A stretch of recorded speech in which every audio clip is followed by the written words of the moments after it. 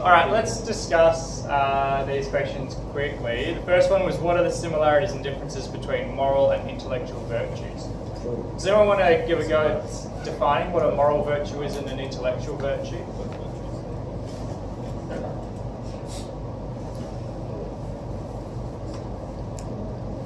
What's an intellectual virtue, Nick? Can I read it? Yep. Cultivated through teaching. An intellectual virtue is cultivated through teaching. So what's an example of that sort of thing?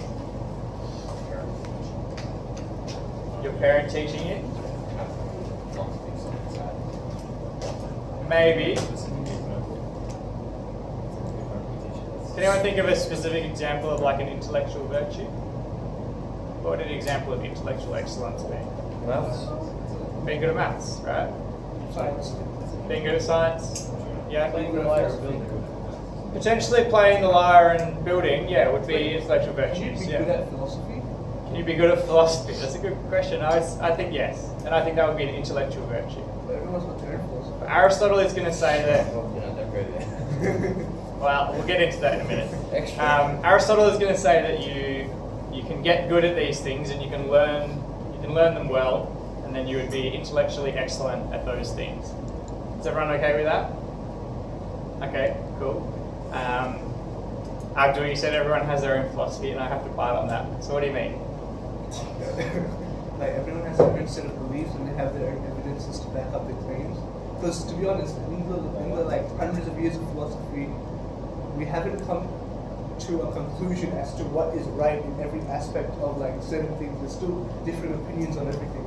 We still have heaps of questions Yeah, about so you stuff. still can't really technically get to the objective truth. So therefore, People don't agree with the Big Bang though either, do they? So there's heaps of different kinds of sciences that people disagree about. Would you say that science hasn't made any progress? it has. Daniel, what are you thinking? Huh? Can you explain?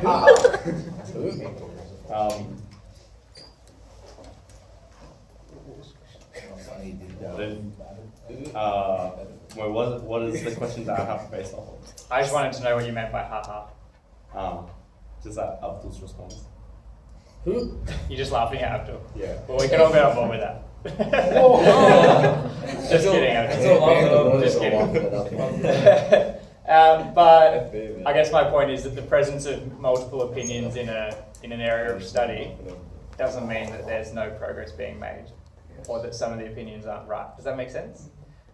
But does Abdul have a point?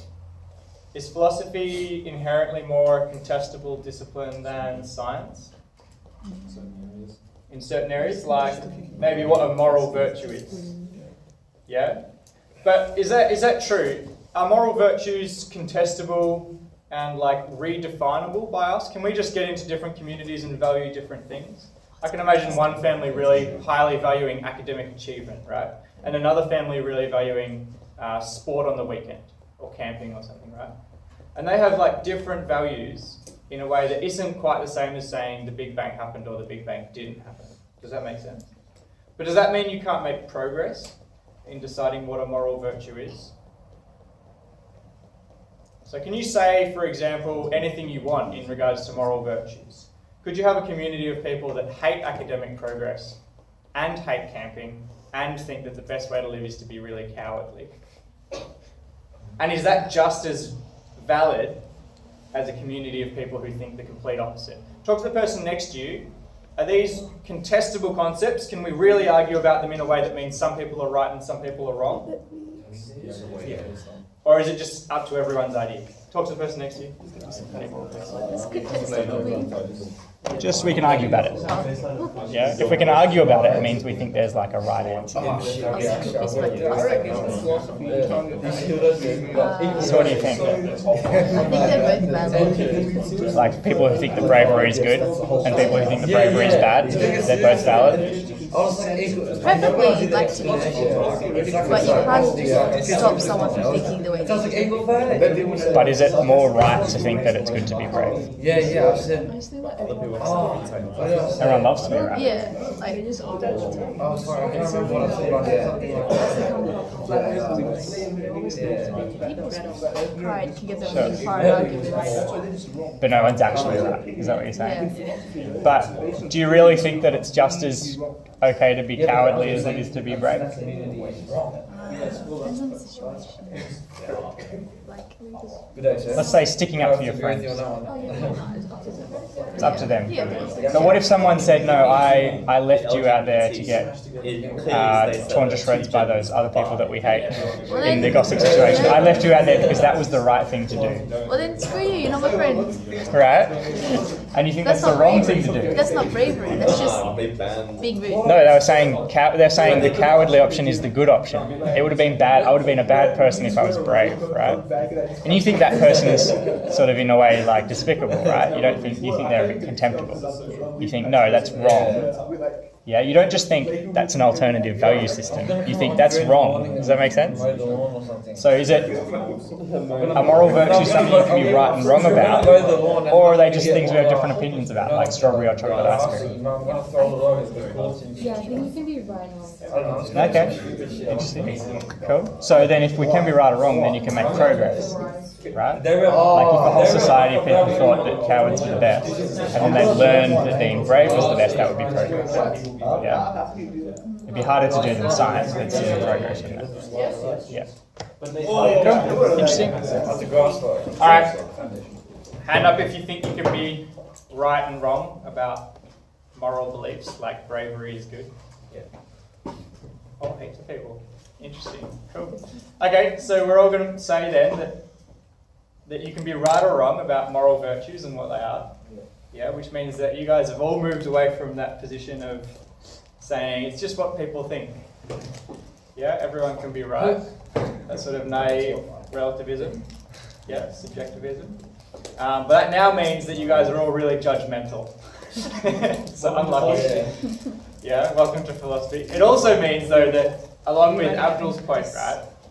Because you all think that there are some ways that are maybe not right and wrong, but some ways that are better than others. It means that you can also make progress in our study of it. Does that make sense? Most philosophers who are working in the field today would say that philosophy as a whole, and I'm not just talking about ethics now, I am talking about ethics, but I'm talking about all of philosophy, has made progress over the last 100 years. Not in all areas. For example, John Searle, who's the guy who we watched a bit with mind-body problem, he thinks that philosophy is really stalled on the problem of free will, figuring out if we have free will or not. We came to some ideas, philosophy as a discipline, as a bunch of people in universities, we came to some ideas like in the 80s and 90s, and everyone sort of settled on this theory called compatibilism. Most people sort of agreed with that, and then we haven't really done much more with that. We haven't made much progress since then. Yeah? What's compatibilism? Compatibilism is the idea that determinism is the way the world works, so the world obeys physical laws, everything's made up of just physical stuff. So there's a bunch of materialist philosophers, but if you're a materialist, you run into this problem, right? Because atoms seem to always act the same way when you bunch them together. Does that make sense? Like if you throw two hydrogen atoms at an oxygen atom, you get water. Does that make sense? Yeah. It doesn't matter how many times you throw two oxygen atoms at an oxygen atom. If you do it in exactly the same way every time, you get exactly the same result. Does that make sense? The oxygen and the hydrogen don't have like the free will to become helium. Does that make sense to everyone? The problem for materialists is called determinism, and it's if you build up from that, everything is made of atoms, right? And every atom can't help but act the way it does when it hits every other atom, and your brain is made up of atoms. So there's a sense in which your brain is just having these chemical reactions all the time, and you're nothing more than your brain, because that's what materialism says. So that means that every thought that you're having now is just a chemical process on its predestined path. Does that make sense to everyone? It's the problem, it's called determinism. So that's a big problem for materialists, right? They don't like that very much because it suddenly means that every time you think you have a choice, you don't really have a choice. You're just doing what the chemicals react. Your choices are just chemicals reacting in your brain. You have this experience. Does that make sense? Well, Isn't that what Jeremy, is that blowing your mind? oh no. I was gonna say something. You know how in philosophy can be judgmental now? Yeah. That's nothing new for Abdul. You should see stop some stuff he posts on Facebook. Oh, really? But no. I don't want to expose him right now. I'm sure Abdul will tell us what he thinks later on. He's pretty happy to tell us, which is good in philosophy, right? You should be able to tell us what you think. Anyway, I cannot condemn. that's the problem with materialism and determinism, right? And one of the solutions that people have come up with is called compatibilism, which is just where you say that everything is determined, but choice is still a real thing. We still have choices in a way that is significant because you really do have a choice between coming to class in the morning or not. Yeah, it's not just some illusion. Yeah, and the fact that actually the choice is just a thing that happens with chemical processes doesn't mean that it's not still a choice. Yeah? And in fact, it'd be weird if our choices didn't have causes, because then you'd just be choosing random things all the time. Yeah, you'd be like in an ice cream shop and you're caused to choose strawberry or chocolate by your prejudices from before, right? Otherwise, you'd just be like, I'm going to get abducted by aliens now, because there'd be no reason for anything, right? Or like, I'm going to jump on the table. Yeah, you don't do that because you have reasons for choices. Yeah, No. that's the idea of compatibilism. Some people think though that compatibilism is not a very good theory. Right? It's not a very satisfying answer to the problem of free will. It's like, oh, you're just saying determinism exists, but we have choices anyway. That's not very satisfying. We feel like we have more of a choice than that. Yeah? We've gotten very distracted. But it was kind of fun to do. Can anyone give me an example of a moral virtue then? We talked about intellectual virtues. Building, lyre playing, justice. Sense of justice, good as a moral virtue. What else? kindness? Kindness would be a good one. Compassion. Yep. How could you express compassion? What's one way where you could do that? Giving candy to a child. Good. Giving candy to a That's child. creepy. That's Yeah, what? I like that, right? Wait a minute. Like Michael J. There's actually nothing wrong with that, and your minds are terrible. So you can give candy to a child, that's a nice thing to do, right? Now, if a child comes up to you and they've been very good, and they're a lovely kid and they're very cute, and you've got some candy there that you put in your pocket, you're like, oh, I could give this to the kid if they could. And they come up to you and they're like, can I have my candy now? Because I've done a task or whatever, I don't know, whatever it is. Yeah, now you have three possible responses. Ignore them. Aristotle would say that 2 are bad and 1 is good. Does anyone want to tell me what they are? Ignore No. child. 1 is, sorry? Ignore child. Ignore the child. Good one. Or I was going to say get the candy out and eat it in front of them. Whoa. But you could ignore them, right? You could give them nothing. Yeah? Or what else could you do? Give them the candy, right? You say, well done, here's your candy. And what else could you do? Save them, white man. You could get out. Why? Okay. I feel like we're learning a lot about people today. Yeah, especially. Also, what you could do, right, is get out the 3 bags of candy that you've got, and you could give them all the candy. Oh. Yeah? Wait, what? So there are 4 choices. We're all You got 3 bags. No, kill a child is not a choice. Kill the child. Send the child to a Hunger Games island. Fight for the candy. Candy's in the middle. Okay, so you got 3 options. You can eat it in front of them, give them nothing. You can give them 1 bit of candy, or you can give them 3 bags of candy, right?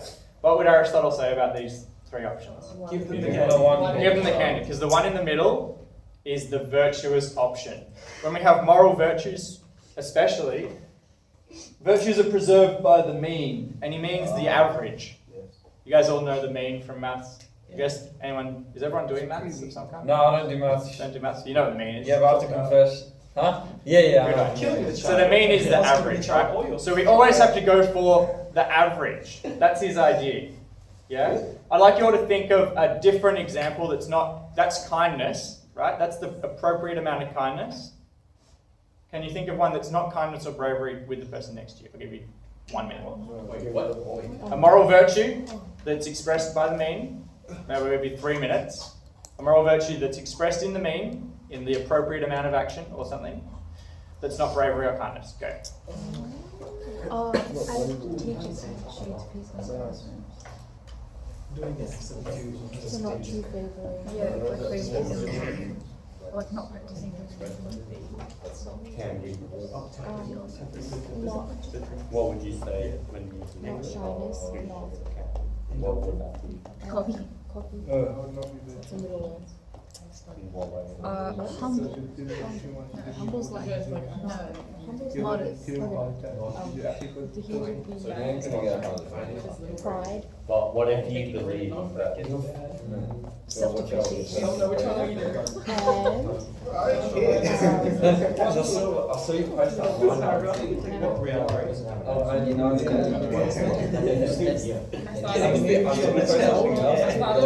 we need him.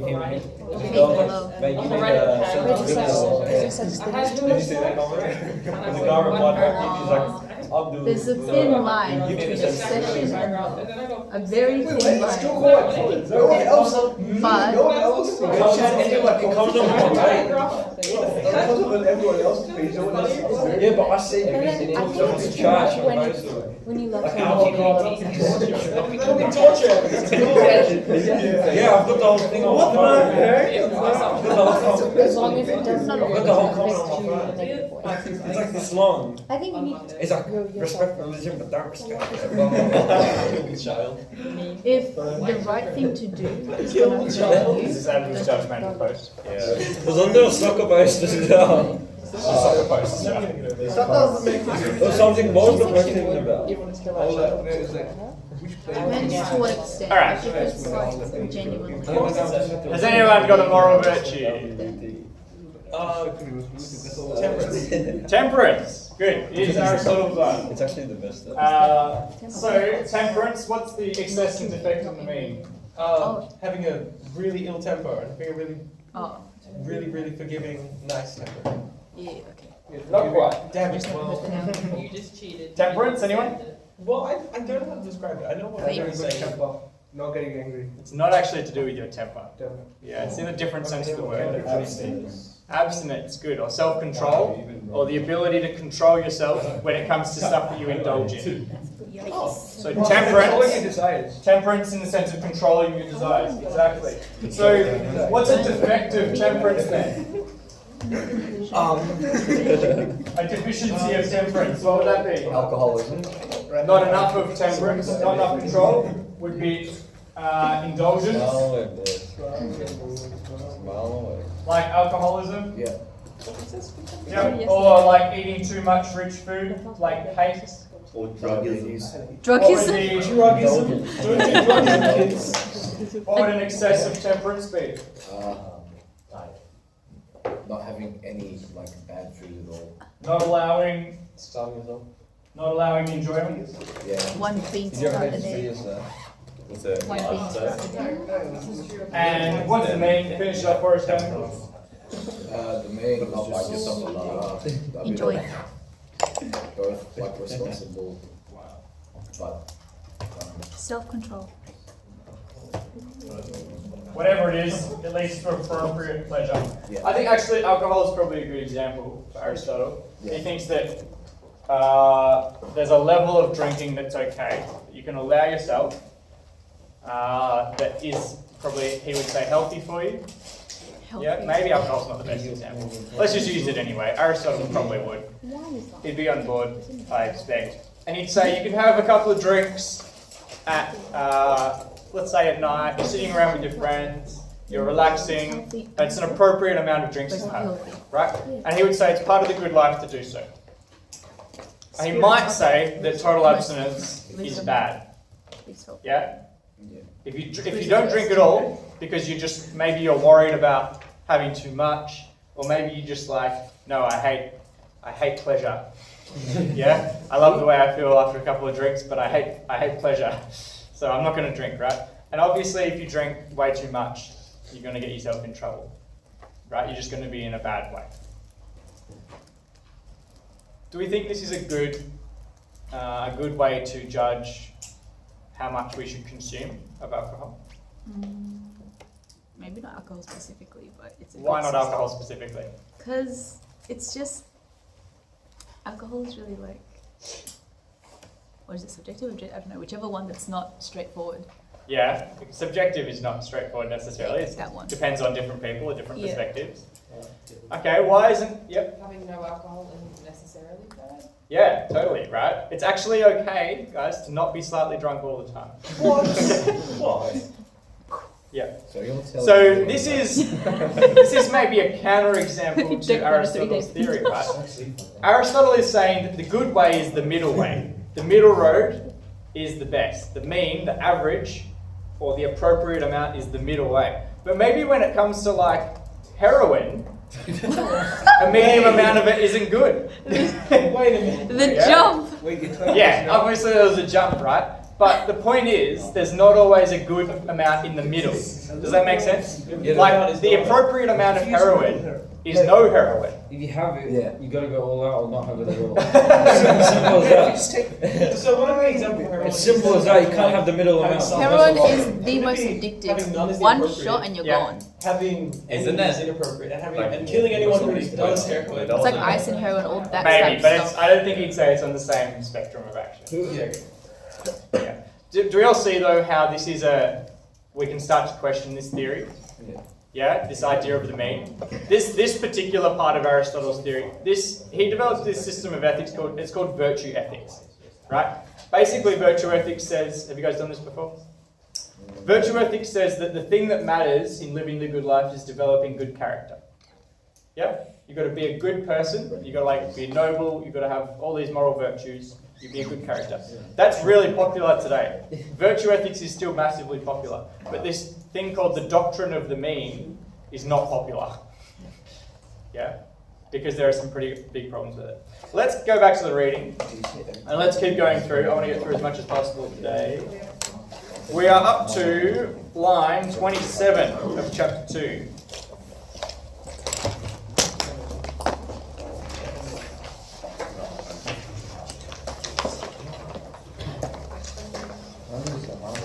So column 25, and then line 27 down the side there. It says, but not only. You guys found that? Cool. We just had two examples of strength and health in terms of how you cultivate strength and health. So what's the excess, mean, and defect for strength? Whoever I talk to, yeah. Arrange Exercising excessively. is the excess. Yeah, and then Yep. not exercising at all. Not exercising at all is the defect, and then the mean is a balance. Good, a balanced amount of exercise. Nice one. Is there an exact mean that you have to hit, would you say? No? No, it's sort of probably a floating average, and the closer you get to the middle, the better, for Aristotle, yeah. Nice one, and the same for health then. Andy, what's the one for health?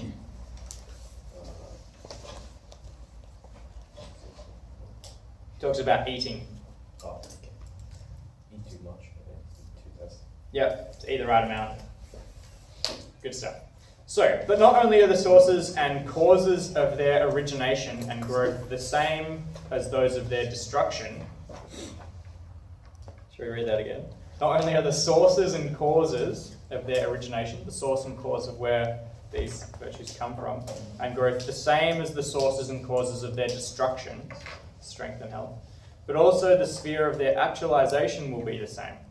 For this is also true of the things which are more evident to sense. For example, of strength. It's produced by taking much food and undergoing much exertion. And it is the strong man that will be most able to do those things. So too it is with the virtues. By abstaining from pleasures we become temperate. And it is when we have become so that we are most able to abstain from them. And similarly too in the case of courage. For by being habituated to despise things that are fearful and to stand our ground against them, we become brave. And it is when we have become so that we shall be most able to stand our ground against them. So we already know that we need to aim for the mean. What's Aristotle adding to that idea in this section?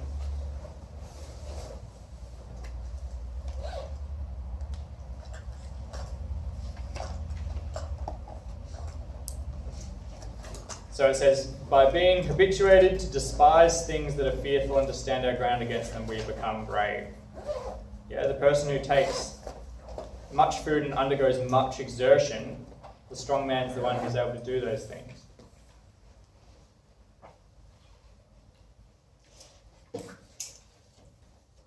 Does anyone not exercise at all? Hannah, you're smiling. You don't do any exercise? Would anyone like to just volunteer to be an example? Sure. Thanks, Nick. Let's say Nick doesn't do any exercise, right? Now, how far do you reckon you could run, Nick? How far? Yeah. No, Nick's If you an didn't do athlete. any exercise for a year, Oh. how far do you think you could run? Nick's an athlete. Like 2Ks. 2Ks, right? So let's say that Nick can run 2Ks maximum, No, right? okay. Now an appropriate amount of exercise for him, if he can run 2K max, might be like to run 800 meters on Monday, and then have a rest day on Tuesday, and then run like another maybe 800 meters on Wednesday, and then have another rest day, and then maybe on Friday or Saturday he might run a kilometer. Yeah, that would be an appropriate amount of exercise. Does that make sense to everyone? Yeah. That would be the mean for Nick. Now, would you say that Nick was a super active, healthy runner person if he was doing that? Yes. You would? In today's society, yes. In today's society. Okay, let's say he's doing that, right? Couch potato. Would you say that he should run a half marathon? Probably not, right? No. You wouldn't call him a runner, necessarily. No. He's not like a professional runner at this point. But if the next week he runs a kilometre on Monday, and then has a rest day and runs a kilometre on Wednesday, and then on Saturday he runs 1.5 kilometres, and then if the next week he runs 1.5 kilometres on Monday and Wednesday, and then on Saturday he runs 2 kilometres, yeah, he's building up his ability, he's habituating himself, yeah, he's becoming more capable at doing this virtuous action of running. We're saying running's virtue now. Probably not really.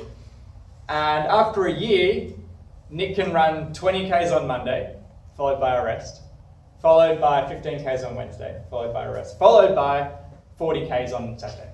And he can do that every single week. Now, you would say that Nick is a better runner by the end of the year, wouldn't you? Yeah. Yeah? So just like the strong man who has an appropriate amount of food and exercise over time becomes stronger and gains in the virtue of strength over time by habituating himself through those actions, Nick would be a better runner by the end. Does that make sense to everyone? Yeah. Cool. Can we write a note for that one?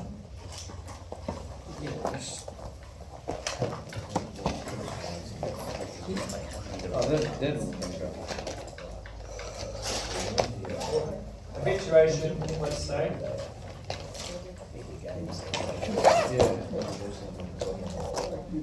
Over time. Oh, dude. One of them.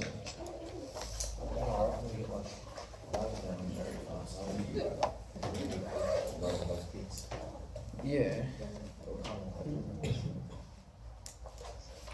Well, it's been about a minute.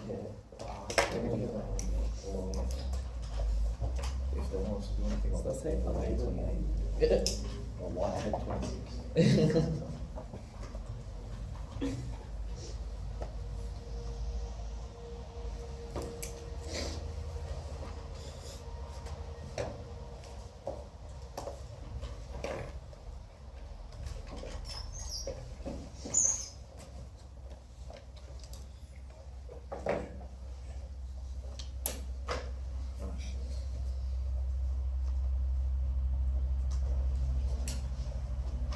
Do you guys know Hamish and Andy?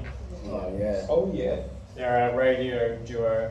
They're basically, I'm sure you guys know like a couple of people who like banter in year 12 or something.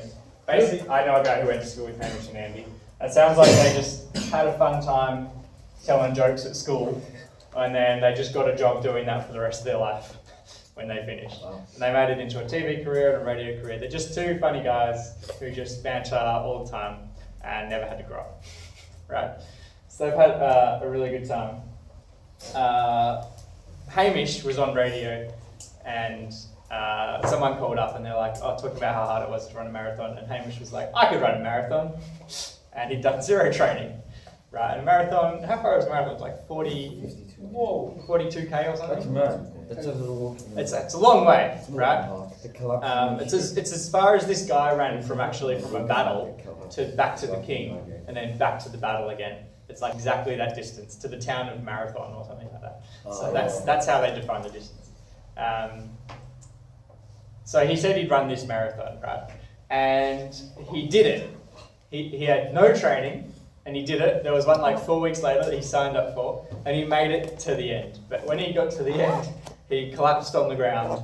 They had to carry him back to like his house, and then he like vomited for 2 days. Yeah. Now you'd say that he did an impressive. It was an impressive achievement, right? And he ran just as far as the other marathon runners on the day ran. So in a sense, he's just as good as them, right? But then in another fairly important sense, the other runners who only ran the same distance are better runners than him. Does that make sense? Because they're really habituated. They're very used to doing this running. Does that make sense? And they can do it all the time. They do it more easily, etc. Yeah. The same thing with virtuous habits, says Aristotle. To be brave, it's not enough just to do it. Well, he thinks it's not going to be enough for a good life, just to be brave only when it's called for a couple of times. You have to consistently be brave. You have to practice being brave. It's not just enough to be polite when you're in front of a teacher. You've got to be polite when you're with your friends all the time. Does that make sense? Everyone's like, oh, I give up. No? And maybe you can talk appropriately with different people, but you have to practice these habits. Does that make sense to everyone? Yeah? You can get better? Can you see how important it is to develop these habits from childhood then? Yeah? Because to be brave when you're 18, you have to have practiced your whole life. To be brave when you're 40, you have to have practiced your whole life. Yep. Alright. Number 3. Pleasure in doing virtuous acts is a sign the virtuous disposition has been acquired. A variety of considerations show the essential connection of moral virtue with pleasure and pain.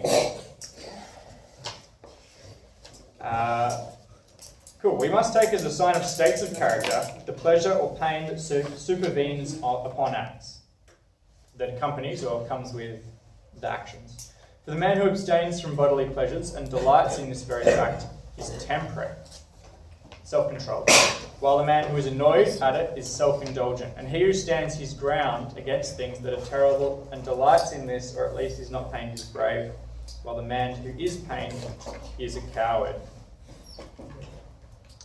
Does that make sense? We're following this example? So there are two people, and they're both guards, and the enemy's coming, and they both stand at the wall. How are they different? One's like, yeah, defending my country. And the other one? Yikes.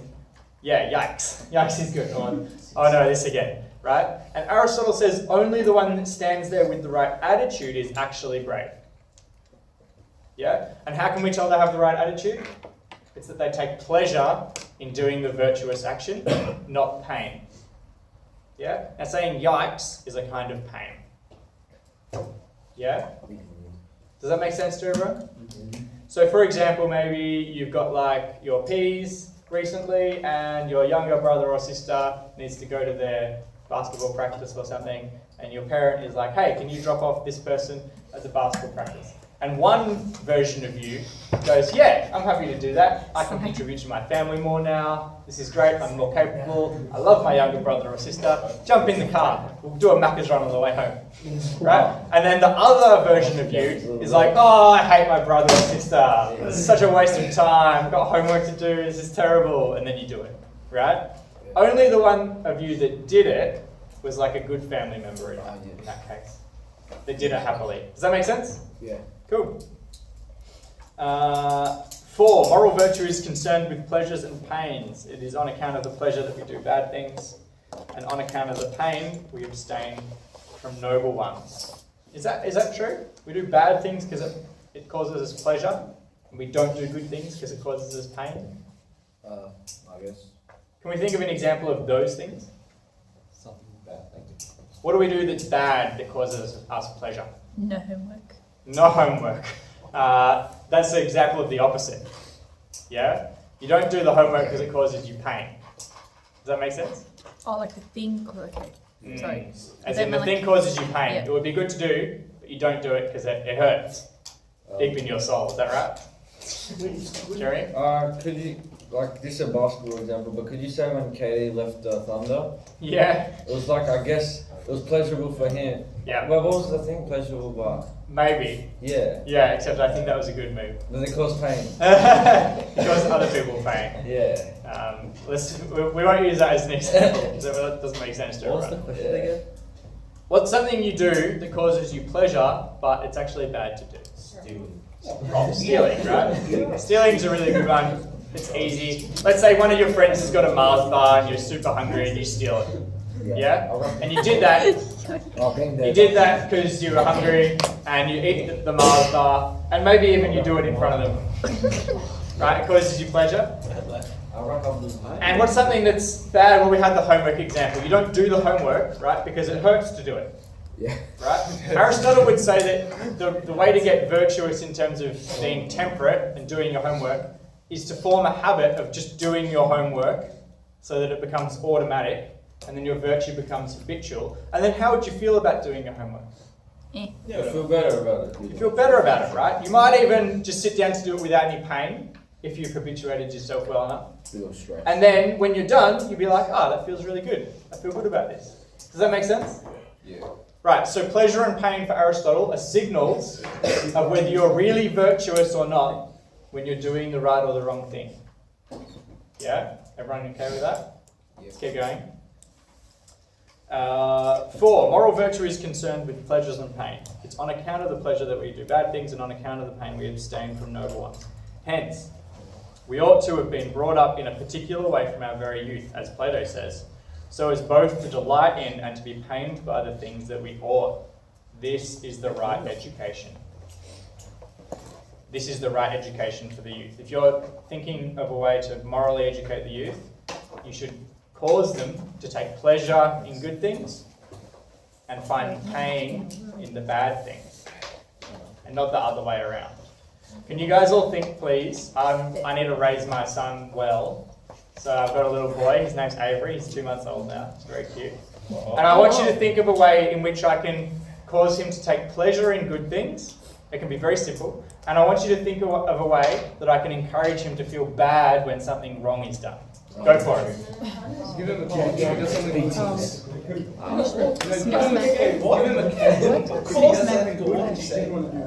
I was raised. Say good boy or bad boy. I think that's When he good does in some something. sense. No, not good. Bad. Just teach him Bad about dog. ethics. They just Sorry. they never teach me about would you do that Psychology. too. Well, I mean, I think it depends. If he doesn't, if he's trying to So my ethical way. Good boy. Bad boy. Like, make him do the move, and if he doesn't, then break the things. Like, That's different. I'm not gonna hit my. I think What? That's what that is. you then should not do break your his homework. legs, break your own legs. Then he feels bad. 14 acting. Wait, he doesn't? He He doesn't. can't even walk. Then, you are His you. leg, he doesn't feel bad. The kid can't even walk. But if they're like 17, The kid can't even walk yet. do whatever you want. And you're thinking about breaking his leg. no, not his And then they legs. come home with a crappy report card. And then you find out that they skip school like twice a week. Oh. Then I was just allowed to hit me by that. Imagine this being your dad. That's why you have to There is big being that. It would be like Louis. But then you can't overdo it either. Because it hurts the child. You start off with a monster.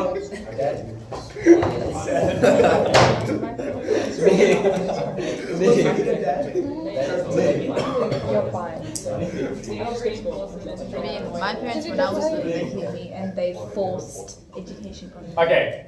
So, Have you guys got some parenting tips for me? I'm looking forward to parenting tips. No, I didn't say anything. Break your own legs. So that if he doesn't do something, break your own legs so he feels bad. You say, I didn't do this and now my legs are broken. oh, is that the I thought Megan was show woman extreme. thing? Have you seen it? Oh Oh no, this is. I had this Indian, it's Indian about parent parenting. comedian the other day, and she was saying that she was bringing her kid up in America. Was this an example you had? No. I think I know what And she you're would on bring about. up her example in America, and she was like, "I'm really struggling with how to parent my child here because the things I culturally consider to be really strong, firm, good parenting here are illegal." Yeah, and her husband's like, And that's she was, something. yeah, that's right. So she was saying that the way she parents is to say that if the kid ever does anything wrong, it's causing her to die. She's like, oh, you're eating your noodles with a knife. Why don't you just stab it in my eye? What? You're like, whoa, that's extreme, right? The chocolate milk example is. But it's accomplishing what Aristotle is after, right? She's trying to make her kid associate doing the wrong thing with some sort of negative emotional reaction. Do you guys have any? I don't really want to give my kid a massive complex about my death. Imagine if I actually did die and I'd spent my whole life teaching him that it was his fault. Yeah. Okay. Now, I want to avoid that situation. So, do we have any other tips? Me and the boys. Daniel's got one. Daniel, No. It's okay. Moderation. moderation? How do I teach moderation? Like if you really want your kid to do something, like study, for example, don't make your parenting all about that. So that's all they associate you with. Yeah, sure. Yep. Okay, so I don't want them to form a really negative reaction. Yeah. So I don't want to like put pressure on too much. They'll break your legs. Okay, so in the same way that maybe I wouldn't force Nick to run 20 kilometers the first time if I was training him to run a marathon, I should start by like getting them to do little things. Yeah. Okay, I like that idea. So that's a good one. Among actually having fun with your kid as well. And having fun as well. Yeah. So Yeah, a little bit of fun So first. they don't like associate you with that's all you are. Like, Yeah, you know, sure. A thing to teach. Okay, so do other things as well. I like that. Anything else? Christ, about my own child. Someone had a really good one. I think it was Jeremy. Did you say just good boy and bad boy? Yeah. Yeah. So when they do something right, Yeah. I just say good boy. Right? And that means You're good, Avery. Well done. well, exactly. You have made a wonderful choice. And then the other thing is like, I'm disappointed in you, Avery. Oh. You should go stand in the corner. Jeremy's gonna be a good parent. I really like that. I'm very disappointed in you, Avery. That's excellent. And can you guys see how effective that Thank is you, with sir. kids? Yeah. And do you think that if I do that when he's little, it'll help him grow up to be virtuous? Yeah. I think it'll put him on the right path. Put him on the right path. Not guaranteed, but Yeah. on the right path. Yeah. Okay, nice one. What does a kid do when you say you've been very bad? I'm very disappointed in you. What do they do? They cry. Right? Because they need that approval. We're sort of there's a sense in which it's like it's our nature to want our parents' approval, right? Yeah. So that works actually really well. But there's always the risk What of about- lashing out. Lashing out, yeah, true. So they could have a really bad reaction to it. So that's true. And what's the opposite? It's saying you're a good boy. Yeah, well yeah. done. Well done. Good choice. Nice one. I'm happy. I'm proud with that. What's something I would say well done for?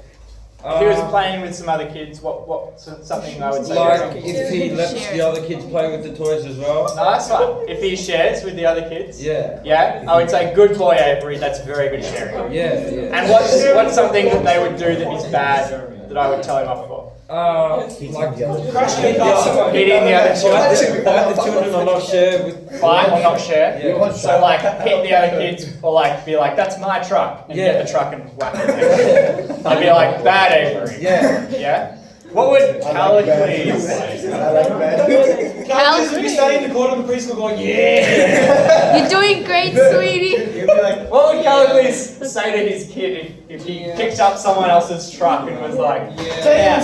what would he say? Yeah. keep doing it. If you like to keep doing it. As long as, what would he say if his kid got his truck stolen off him? Well, get it back. Get it back. You are a weak child. Get it He'd back. probably say something like, you're a wimp. You better get his Okay, back. but importantly, what would Callicles say about Aristotle's response?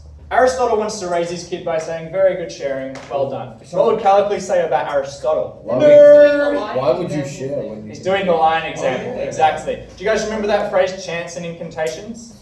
So let's just put a note here, Callicles. I'll do it. would say that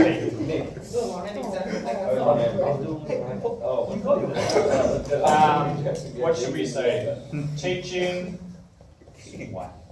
our children to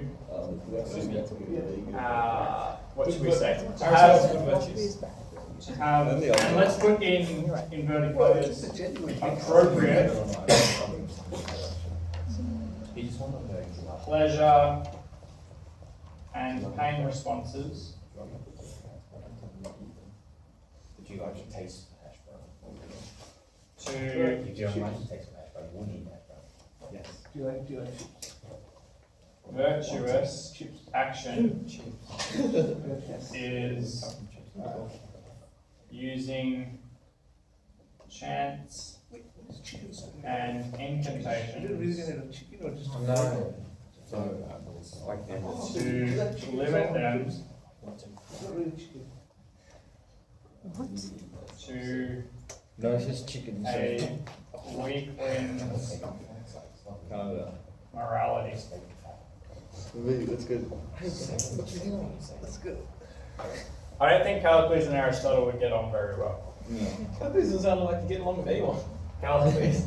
Well, Callicles was massively popular.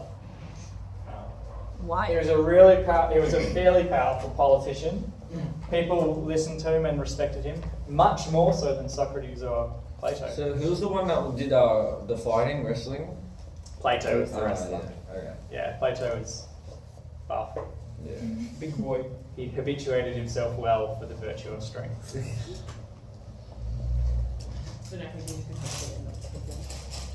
So Callicles would probably agree that we should teach our children using pleasure and pain responses. And he'd probably agree that taking pleasure in is good and taking pain in the wrong things is bad. But he'd probably have a very different set of virtues. He'd say that if you're the strong, you should take pleasure in satisfying your desires as much as possible. And if you're the weak, you should feel pain because you're a weakling. And because you can't satisfy your desires. Yeah? So for Callicles, pain is a sign of weakness. Yeah? And for Aristotle, it's sort of a sign that you haven't become virtuous if you're doing it in a virtuous action. Yeah? Do you think for Aristotle there's appropriate pain to feel?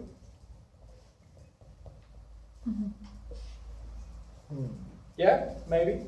Remember, for Aristotle, when you're doing virtuous action, you can become habituated to things like pain. You get used to not feeling it when you're doing the right thing. Yeah? Sounds like upset. Aristotle, though, is obviously recognizing that, in a sense, our natural response to things isn't always to feel in line with the way we should feel about it. Our natural response to eating ice cream is pleasure. Does everyone see that? Yeah.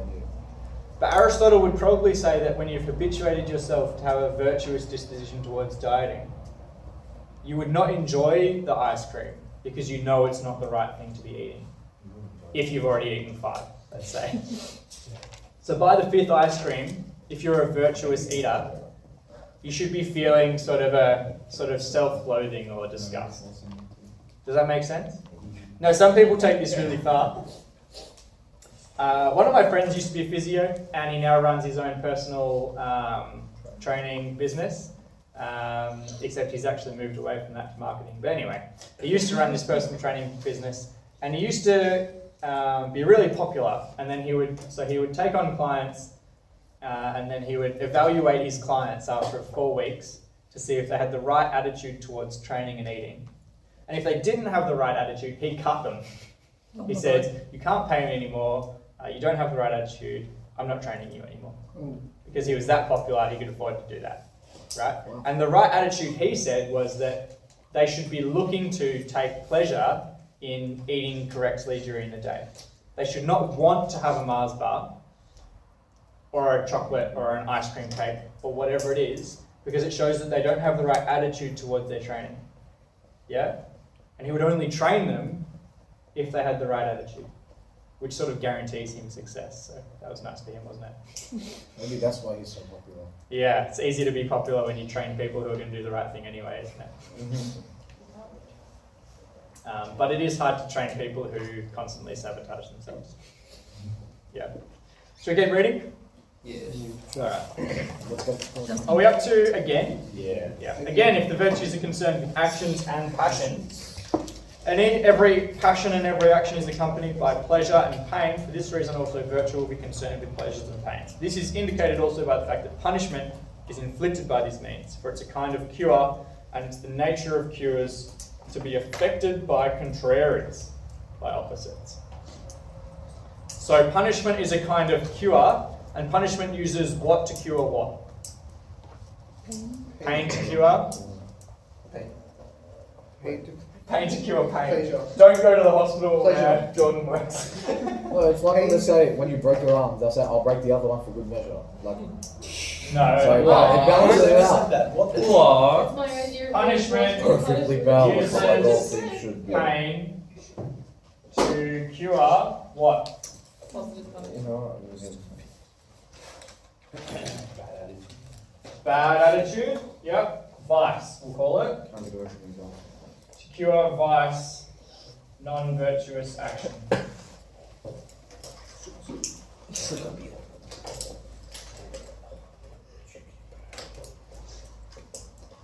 So for Aristotle then, punishment is a way to reform the character. Do you remember what he was saying about the law being a tool to help the citizens form good habits, to become better people? So punishment then is using the pain response that we naturally have to form people's character towards goodness. Now it's pretty obvious when it comes to little kids, right? Little kid steals the truck, you say, bad Avery, don't do that. They cry a bit, and then next time they don't steal the truck. Because they have a pain response to the non-virtuous action. But he's talking about it for adults, not just for kids. Now, not to make a childlike game out of it, but someone steals from a shop, you say, bad person, jail for 2 years. They feel pain, and hopefully when they get out, they don't steal from a shop again. That's pretty much the ideal situation.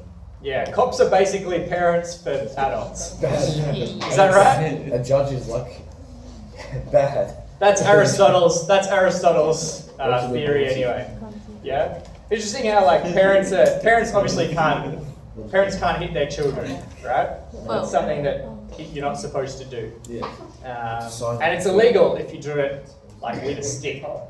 Yeah? But then when it comes to adults, we have a very different attitude. Yeah? You're not allowed to hit a kid with a stick, which I think is good, by the way. Yeah. Anyone watching this video, don't hit your kids with sticks. But then when it comes to the police, we can lock people up in a cell that's no bigger than here to the wall for 10 years, and we've got no problem with that. Yeah. I think that's worse than being hit with a stick. And people are getting their, and on top of that, people getting their arse whooped in that room. Exactly, As well. they're getting totally beaten up, and a whole bunch of worse things happening.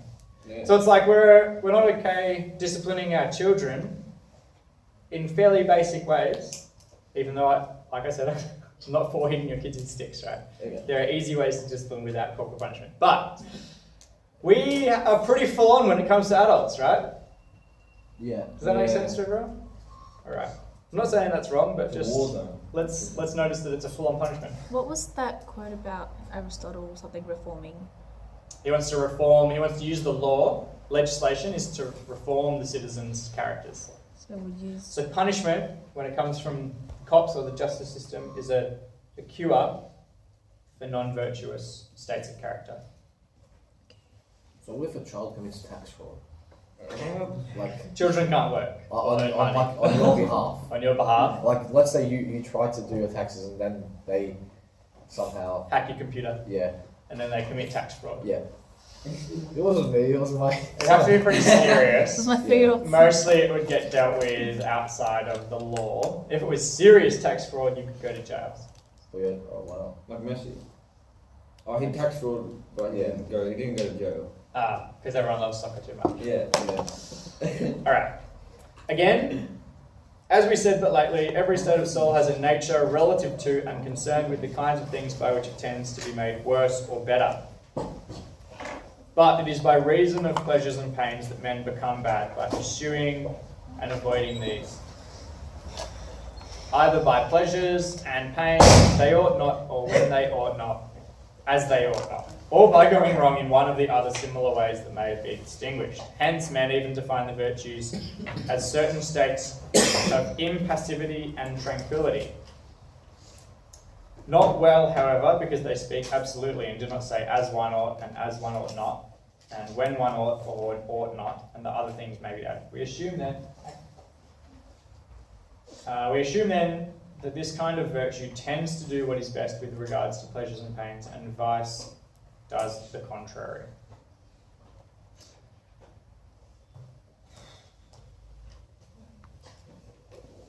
That whole ought not and ought not thing, that's just saying what we've already said.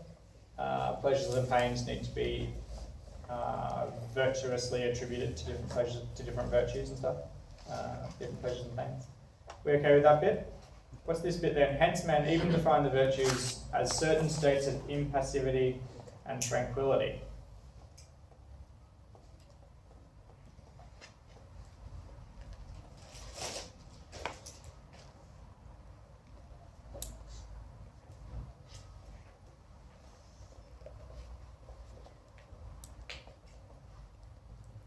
Alright, talk to the person next to you. What do you think they could mean in this section? Have a read of it again if you need to.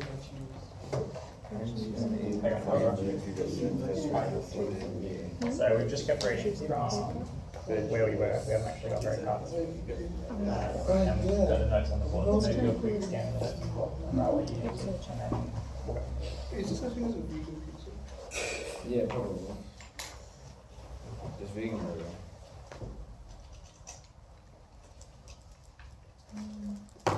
Domino's vegan pizza. Mix it up. Fuck vegetarian, that's what that is. Hey, go, guys. Not good. If you don't get it, keep reading. Go through slowly. I suppose it actually has heads.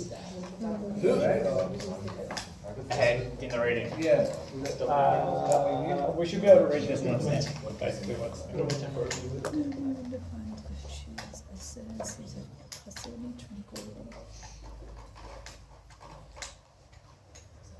Tranquil means like at peace, but impassive means like ignorant.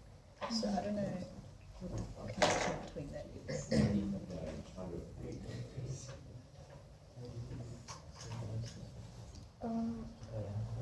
let me double check what impassive means. Impassive.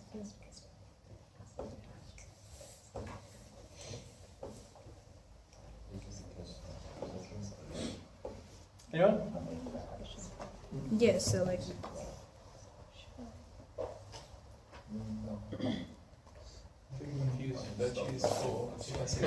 Yeah, good. Did anyone hear that? No. Just say again. People confuse virtues for passivity. Yeah, some people confuse virtues for passivity or tranquility, peacefulness, not doing anything. Yeah, but he doesn't think this is a good way to go. Yeah, for Aristotle, action is really tied up with virtue. To be virtuous, you have to act virtuously. Does that make sense? What if you're not acting bad? If you're not acting badly, that doesn't make you good for Aristotle. Yeah. So, for example, if you were previously a virtuous person, but you're now in a coma, you're not being virtuous for Aristotle. Yeah. And I think we can argue pretty easily that that's not the good life. Yeah. Would you say they're a good? Would you say someone in a coma is a good person if they were before they were in a coma? They like put their virtue in the bank. Yeah. Yeah. They gained enough virtue points. Enough virtue points that they keep it. Yeah. The virtue points slowly deteriorate. It's got virtue points for doing it. It's not like going to a coma. Just I mean, I'll probably have worse symptoms cost. No, you To won't. be quite frank. If we've Yes, got like- virtue Fair points, enough. Let's think about it the way Aristotle would in terms of, let's go in terms of running, right? that's good virtuous. Because Aristotle thinks of virtue as kind of excellence, and you can be an excellent runner. But if you go into a coma, then you're not an excellent runner anymore. Does everyone see that? Yeah. You might have been an excellent runner, and that might be still part of the way people think about you, but you're not an excellent runner while you're in a coma. And when you get out of that coma, it's very likely that you won't be an excellent runner anymore because you haven't kept up the habit.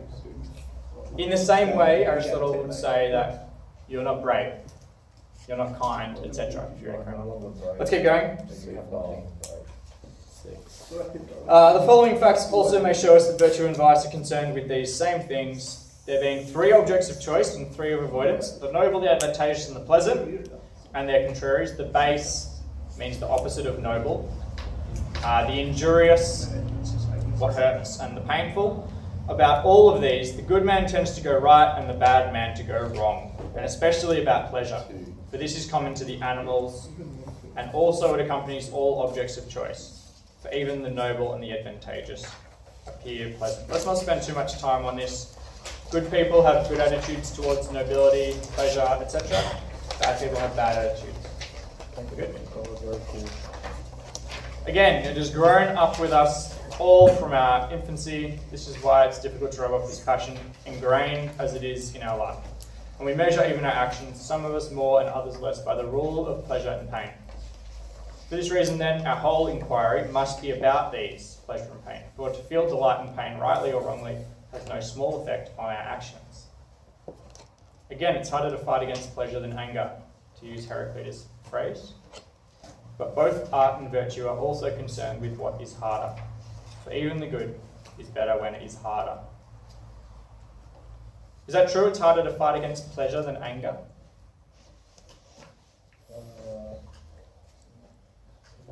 Think about what it means to fight against pleasure. What would that be for someone?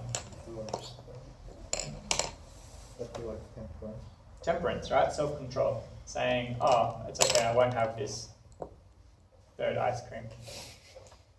Yeah? It's harder to fight against pleasure than anger. What does it mean to fight against anger? Keep your emotions in. Good. Stay calm, etc. Yeah? And this person says it's harder to fight against pleasure than anger. Talk to the person next to you. Do you find it easier to fight against anger than pleasure? Or easier to fight against pleasure than anger? What is it for you? Talk to the person next to you.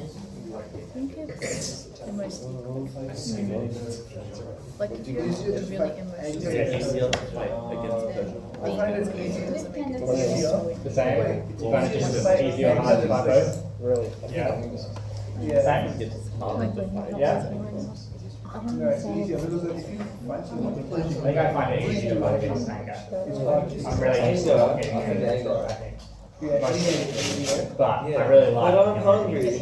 So I find it really hard to fight against pleasure in that way. Does that make sense? So I find it a lot easier to fight against pleasure. I'm pretty used to fighting against pleasure. To the point where I don't even I think it's hard. I think it's just Does that make No, sense? son. Do you guys find yourself angry or like With seeking pleasure more in your lives? I get angry. Yeah, you're pretty good at fighting against anger. Almost You train as well. You guys good at fighting against anger?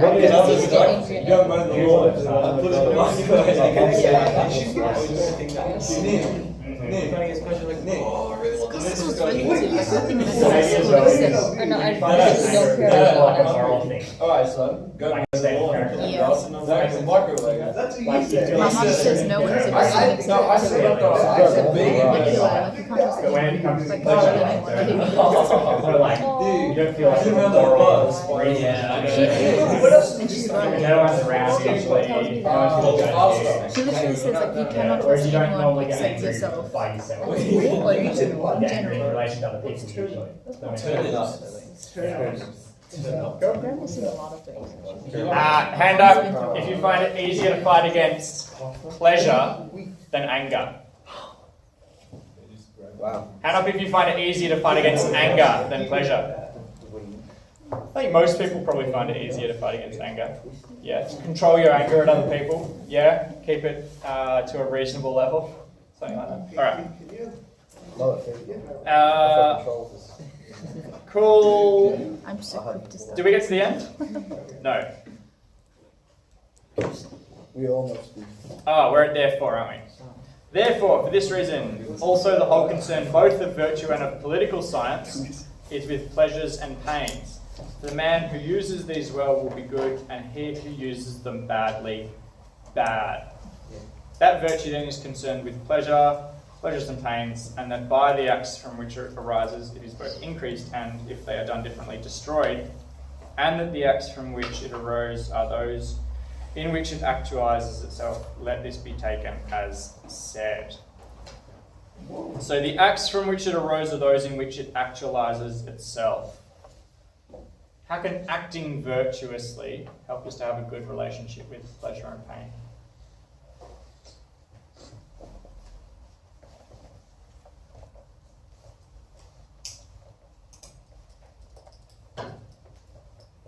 So it's just that as we form habits, we become better at having a relationship with an appropriate amount of pleasure or pain in response to different things. If you do homework every single night without fail at the same time, it becomes easier to do that because you feel less pain and more pleasure every time. Does that make sense to everyone? Have you guys felt something like that? I felt pain doing that. Does anyone still struggle every single time to sit down at homework? Yeah? And do you sort of like take a bit of time? Are you a bit undisciplined with it? Very undisciplined. Don't express Right. yourself like that. And so the more undisciplined you are, the harder you make it for yourself, not just in the time, but in the future, right? Because you're not forcing yourself to become used to it. And in fact, you're habituating yourself to have the wrong attitude towards the virtuous behavior, the good behavior. So you're making it harder for yourself to sit down every time. Does that make sense? I have the biggest self-conflict when I get home. It's like PS4, we'll get this homework done. Exactly. I don't know, man. PS4. Exactly. And so every time you think, oh, I'll just play a little bit of PS4, you don't just not do the homework in the moment. For Aristotle, you make it harder to be a virtuous person in the future as well. Yeah. Does that make sense? Yeah. Yeah, but you still kind of want to play PS4. Yeah, for sure. And for Aristotle, that's the whole problem. All right. Should we write a note about that really quickly to summarize that? As we act virtuously, What they do instead of homework? we What they do instead of homework? They play. They do philosophy. I was gonna say they play football, but I don't know. Soccer was surely back then. When? How far Do you back? like spaghetti? Back in these boys. Like that time? No, no soccer. Probably do philosophy.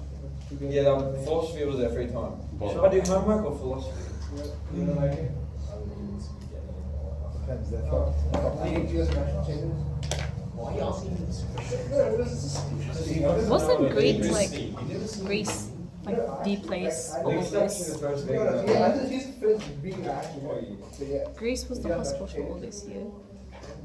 Like this is their pastime. Yeah. Nick, what's What it takes? Greeks are You don't have mashed potatoes taste nice. No, I do. Huh? Just different ways. which part? Greeks made The spaghetti pasta or the shells? While everyone else was busy at war, Greece was doing this. Yeah, but They do not taste the No, same. no, no. It's kind of spaghetti is the same as that's the way. Shells are the best form. Nick's, alright guys, to get off Nicky's taste buds are a bit bland. Wait. Probably for all those potatoes. Oh yeah, which half is it on? Lentils, beans, tortillas. Tortillas with lettuce, Just like whatever's there. lentils. What was there? Oh, beans. Like you'd eat Doritos. Do you like broccoli? Do you like broccoli? Oh god. Yeah. Broccoli is good. Oh, I like broccoli. I actually like broccoli. Broccoli. What do you mean? Broccoli is a good vegetable. I like broccoli. I'm like, Why, Abdul? do you like Brussels sprouts? What do you eat? me? Abdul. He has restrictions too. Oh man, I'm over HSPs. I haven't had You're that. actually being over HPs. They're old news, man. That's 2016. No, this is one trend that goes on forever. No. Yeah. So what's popular right now? Zinger box. The Zinger box. Yeah. Did anyone's parents force them to eat Brussels sprouts when they were growing up? Brussels sprouts aren't a thing that should be forced. They should be just voluntarily had. They're not bad. They're not bad. Some idiot on Never had TV it. said they're bad, and now everyone thinks they're bad. No, it actually tastes They bad. don't. You have them with a little bit of lemon and maybe some No, you gotta have. salt and pepper, and they're good. I really like Damon's point that someone said that Brussels sprouts are Who bad, said that? right? I didn't And even so notice it. everyone started believing it. Yeah, it's Kids especially are really impressionable in terms of what they should or shouldn't have a pain or pleasure response. That's why you see Like if you serve up Brussels sprouts to a kid and you're like, oh man, you're so lucky, you get Brussels sprouts tonight, they're gonna be like, yeah. Yeah. Yeah. And they're gonna be happy doing it, right? But if you say, all right, Avery, now we haven't tried these before, and you're just gonna have to try and get through them, okay? Get through the pain. And we'll only have to eat them once a year, but you just have to get through them, and you just have to deal with it. What's that kid's response gonna be when they eat the Brussels sprouts? Oh They're no. gonna be like, get stuffed! Woo! And then, Yeah. Now, not my kid, because I'll be like, I'm very disappointed. yeah. But other kids, right, will have that reaction, and because they have that reaction, they'll develop this pain response to eating Brussels sprouts, and they'll hate it, and they won't like it, right? And even if they do eat the Brussels sprouts, they won't enjoy it. Yeah, they'll hate doing it. But if you just give a kid Brussels sprouts all the time, and they're like, here you go, normal food, lucky boy. Then they just habituate themselves to it, right? My parents were really big on, my parents were massive on making me eat whatever was in front of me, right? Have you guys had apple crumble before? Yeah. Have you guys had it with the cloves in? Cloves are this thing that you can put in apple crumble. It's like this, Herb thing. like a herby, small vegetable-y thing. I don't even know what it is. Yeah. They're really strong tasting, right? And so you put them in the apple crumble to flavour it, right? And it gives it all flavour, but you're not supposed to eat it. Now, I didn't know that. Oh, yes. Right? But if you eat it, especially if you crunch it between your teeth, Look what tiny it baby sends is. like, this particular thing sends this like sharp pain feeling through your teeth, and it's this disgusting taste, because it's really strongly flavoured. You're supposed to take it out and just put it on the What is side, and you get some of the flavour from it, cloves, right? Oh, And but I didn't know that as a kid, and my parents always just told me that I just have to eat whatever was there. So I just like get through it and be like, oh, that hurts a little bit, whatever. And then by the time I was like 16, I was just eating them. I didn't even notice. Like, I just eat these things. I'm like, oh, there's a clove, whatever. Swallow it quickly, and you get onto the apple crumble. Apple crumble's delicious, right? But then one time when I was about 16, my parents were like, what are you doing? Those are disgusting.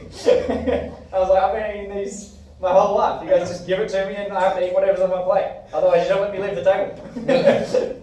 And they're like, you don't eat those, they're gross. But I had no idea about it, right? Because I've been like really habituated to just eat their clothes. Does that make sense? You know what's really painful? Alright. Dude. Last thing again, we'll reiterate. that's And throat. Last thing we'll reiterate.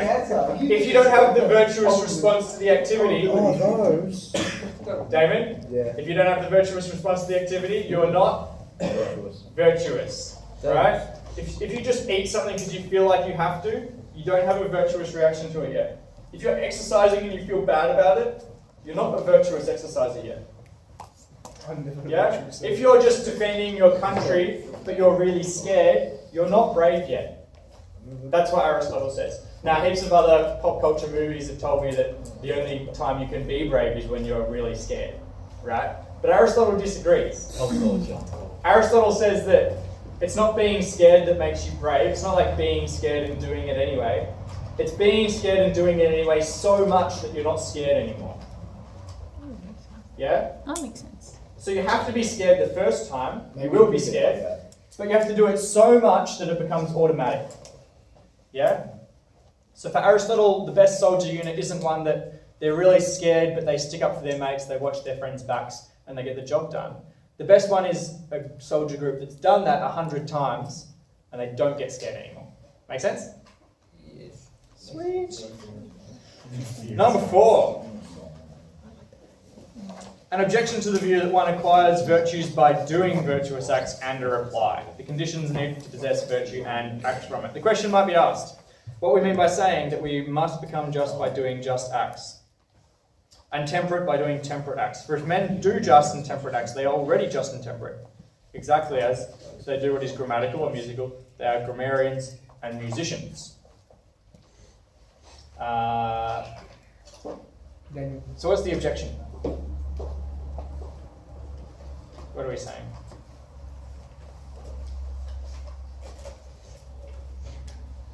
Let's say someone sits down at the piano, right, and they just randomly hit some notes, and they play Beethoven's Sixth Symphony, accidentally. Would you say they played the piano really well? No. They just played Beethoven's Sixth Symphony. Did they play the piano? technically they did. Technically they did, right? So why couldn't we say that they are a piano player? They fluked it. They fluked it, right? Maybe that's important. Looking Beethoven 6. Let's keep going. Or is this not true even of the arts? It is possible to do something grammatical, either by chance or under the guidance of another. A man will be a grammarian then only when he has done both. He has both done something grammatical and done it grammatically. And this means doing it in accordance with the grammatical knowledge in himself. So Aristotle is going to say you're not a piano player unless you meant to play the piano that way. Yeah? Oh no, I accidentally played the piano. Maybe a bad example. Again, in the case of the arts and that of the virtues, are not similar. For the products of the arts have their goodness in themselves, so that it is enough that they should have a certain character. But if the acts are in accordance with the virtues have themselves a certain character, it does not follow that they are done justly or temperately. The agent also must be in a certain condition when he does them. In the first place, he must have knowledge. Secondly, he must choose the acts and choose them for their own sakes. And thirdly, his action must proceed from a firm and unchangeable character. These are not reckoned in as conditions of the possession of the arts, except the bare knowledge. But as a condition of the possession of the virtues, knowledge has little or no weight. Little or no weight. While the other conditions count not for a little, but for everything, i.e. the very conditions which result from often doing just and temperate acts. Let's write down what you need to do to be virtuous. So, to be virtuous, you need 3 things. Can anyone summarise them for me? You can't relate to it. No, I don't like to. Why? Yes, yeah. What's the first thing, someone? What do we need? Do the correct thing. Do the virtuous deed. No. So the agent also must be in a certain condition when he does them. In the first place, he must have knowledge, right? You must have knowledge to do the correct You know what I like more? Let's write at least some knowledge. Can't accidentally play the piano without knowing what the notes are, etc. You have to have a basic idea of what you're doing. Knowledge. Yeah. Just invent some sort of scenario in your mind where someone accidentally does something that saves someone.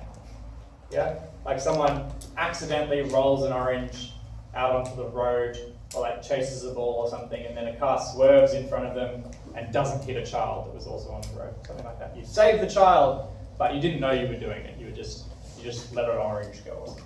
Yeah. Knowledge matters, but not as much as number 2. He must choose the acts. Don't you just hate it when you're upset?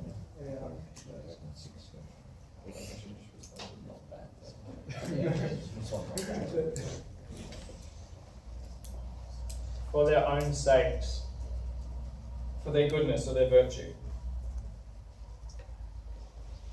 Because it's the brave thing to do, for example. And then thirdly, the choice must come from virtuous character.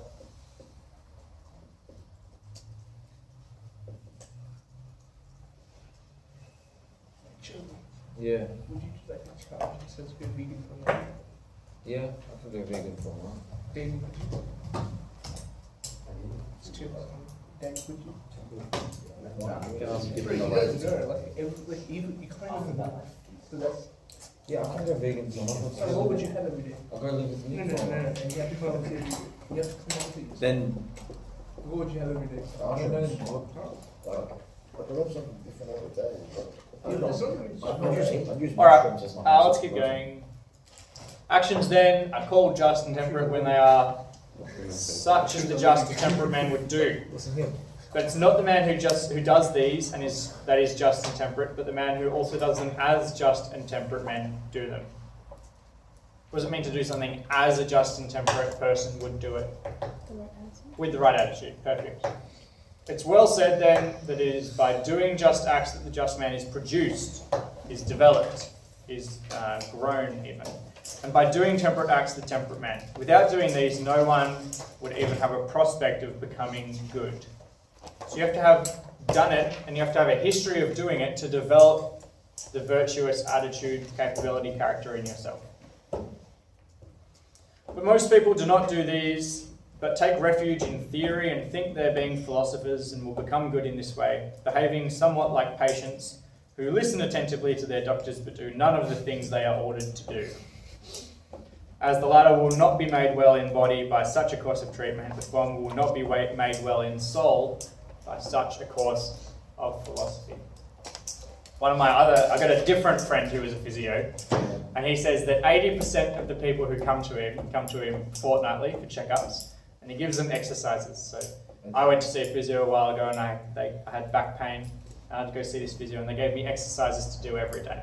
And these exercises that they gave me went for 40 minutes every day. And think about every single day scheduling in 40 minutes somewhere to do your exercises, right? And I did it maybe 80% of the time. Yeah. And I went back and they were like, oh, that's really good. You've seen improvement. Your lower back pain feels a lot better. I was like, yeah, it does actually feel heaps better because I've developed these muscles and blah, blah, blah. It's really good. But my friend who's a physio says that 80% of people do 0 exercises. And then they go back the next week and they're like, oh, my back still hurts, right? Because even though they've gone to see the person and the doctor has told them what they need to do, the physio, they haven't done any of it. So they haven't got any better. Yeah. What does the doctor say then? The physios, they get really frustrated actually.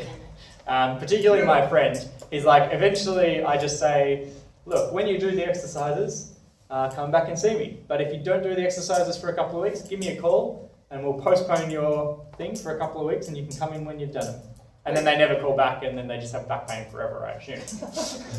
Wait. But people don't like doing these things because it's annoying, it's painful. What if you told them that you did it and you're still feeling pain? But you Oh, that's mostly what people do. Yeah. They They know, yeah. Don't think they don't know, guys. If you're like, oh yeah, it's so much better. My back's so much better. They're like, yeah, your back's bad. Yeah? Mostly they can tell. You're not really fooling anyone. The same thing with what philosophers tell you to do to live a good life. As physios or doctors giving you prescriptions for how to live. Aristotle's saying to be brave, to be temperate, to be self-controlled, you have to practice doing self-controlled things. And everyone's like, that sounds really good. And then everyone gets home and they're like, you know what, instead of doing homework, I could get on PS4. I don't need homework. Yeah. I have diamonds. I would say that most people are bad at being disciplined in this way. Does that make sense to everyone? It's well disciplined, I promise. Yeah. And I'm not counting myself as one of the really disciplined people. I'm okay at doing some disciplined things, I'm okay with that kind of stuff, but I'm certainly not perfect. I'm certainly not perfect with that at all. Yeah? But it's worth noticing that, right? It's like we definitely are better or not at doing this stuff. We good to keep going? Yeah. We're going to try and read 5 because it's a short one. Definition of moral virtue. So the genus of moral virtue, it's a state of character, not a passion or a capacity. Moral virtue is a state of character, not a passion, something you're really passionate about, not a capacity, something you can do. Next, we must consider what virtue is. Since things that are found in the soul are of 3 kinds, passions, capacities, states of character, virtue must be one of these. By passions, I mean appetite, fear, anger, confidence, envy, joy, friendly feeling, hatred. It means emotions, not what I said before. Hatred, longing, emulation, pity, and in general, the feelings that are accompanied by pleasure or pain. By capacities, things in virtue of which we are said to be capable of feeling these. For example, becoming angry or being pained or feeling pity. We have capacity to do these things. By states of character, the things in virtue of which we stand well or badly with reference to the passions. For example, with reference to anger, we stand badly with reference to anger if we feel it violently or too weakly, and well if we feel it in an intermediate way, and similarly with reference to the other passions. Do we understand how that works with anger? You should feel an appropriate amount. When would it be possible to feel not enough anger? Someone's treating you really badly, you just say, okay. Yeah, exactly. Someone treats you really, let's say a friend treats you really badly. They're like, hey, can I borrow this? Thanks, good, see you later. Oh, Stockholm syndrome. Yeah, or Stockholm syndrome maybe. Someone treats you really badly and you're just like, oh yeah, cool. And feeling too much anger, I think we can all imagine a situation where that would happen, where you lose control, you have way too much anger for whatever the thing is. Someone's like, hey, can I borrow your pencil? And you're like, borrow my pencil, and you smash the whole pencil case or something. I don't know. Disproportionate anger, right? But an appropriate amount of anger in that situation was, what's the magic word? Yeah? And you like express you're displeased with the person, and you'd be like, here you go. Now you've said thanks or please or whatever. Yeah. So we should have an appropriate amount of passions, he says. Now neither the virtues nor the vices are passions. Because we are not called good or bad on the ground of our passions, but are so called on the ground of our virtues and our vices. Someone's not a bad person if they feel angry, are they? Someone's a bad person if they act badly in response to their anger. Perhaps. And because we are neither praised nor blamed for our passions, so the man who feels anger, fear or anger is not praised, nor is the man who simply feels anger blamed. The man who feels it in a certain way. But for our virtues and our vices, we are praised or blamed. You get praised or blamed for your state of character. Yeah? Again, we feel anger and fear without choice. The virtues and modes of choice are involved choice. Further, in respect of the passions, we are said to be moved, but in respect of the virtues and vices, we are said not to be moved, but to be disposed in a particular way. Good morning, everybody. Reset announcement. Do you guys think we have control of our emotions? But do we have control over what emotions we feel or how we respond to them? How we respond to them. Right, but there's a sense in which the emotions that are caused in us are not, we don't choose, do we? Yeah? Except maybe by habituating ourselves. Too early. Guys, can you please do questions 4, 5, and 6 from page 237 for Friday? That is all. Not very much, really, is it? Nope. Pretty doable. Sir, what if Avery comes to you in a couple of years like, Dad, I don't like your Xbox, I want a PS4. What are you going to do? He won't say that, because I'd be like, Avery, I'm very disappointed. I need to cause a pain response to the PS. Or you can just the PS in front of him. Yeah, recess 5 minutes early. Yeah, that means extra 5 minutes of race time down. It's 10:20 right now.